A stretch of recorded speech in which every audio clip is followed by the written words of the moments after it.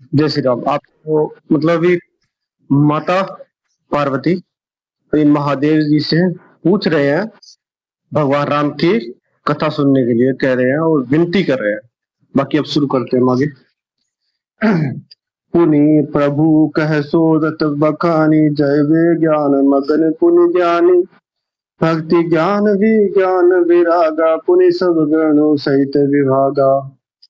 हे प्रभु, फिर आप उस तत्व को समझावे कहिए जिसकी अनुभूति ज्ञानी मुनिगण सदा मगन रहते हैं, और फिर भक्ति ज्ञान विज्ञान और वैराग्य विभाषित वर्णन कीजिए। अहरु राम रहस्य अनेका, कहुआ नाथ अति विमल विवेका। जो पर कुछ नहीं हुई, सोय दयाल रख जन कोई। इसकी सेवा रामचंद्र की ओर थी, जो अनेक ऋषि छिपे हुए हैं उसको भाव अथवा चरित्र की उनके कहिए है नाथ। आपका ज्ञान अत्यंत निर्मल है प्रभु। जो बात मैंने मन में भी पूछी है हे दयालु, उसे भी आप छिपा नहीं रखेंगे। तुम्हें त्रिभुवन गुरु वेद बखाना, आन जीव भाव पऊ भर का जाना। परसन उमा है के सहज हुआई, छल विहीन सुने शिव मन भाई। वेद आपको तीनों लोगों को गुरु कहा है, दूसरी पवार जीव इस रहस्य को क्या जाने। पार्थ जी के सहज सुंदर और छल रहित सरल प्रश्न सुनकर शिव जी के मन को बहुत अच्छे लगे। है हर ही राम चित सब आए, प्रेम पुलक लोचन चल छाए।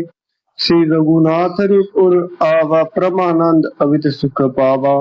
श्री महादेव जी कहते हैं सारी रामचित्र आ गए, प्रेम के मारे उनके श्री पुलकित हो गए और नेत्रों में जल भर आया। रघुनाथ जी के रूप में अयोध्या में आ गए, जिसे स्वयं प्रबंध स्वरूप शिव जी भी अपार सुख पाया।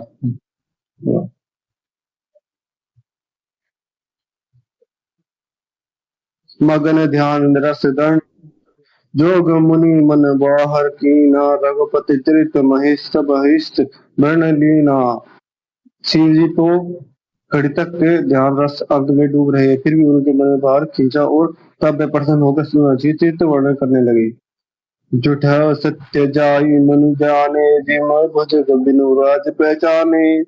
जो जान जग जाई हिया, जागे जथा सपन धर्म जाई। इसके बिना जाने झूठ भी सत्य मालूम होता है, जैसे बिना पहचाने रस में स्वपक भ्रम, सांप का रस्सी में सांप का भ्रम हो जाता है। उस जिसके जाने देने पर व्यक्ति की उसी तरह लोप हो जाता है, जैसे जागने पर स्वप्न भ्रम जाता रहता है। आज के लिए बस इतना ही, कल फिर मिलेंगे। और अब महादेव जी भगवान श्री राम की कथा सुनाएंगे। जय श्री राम।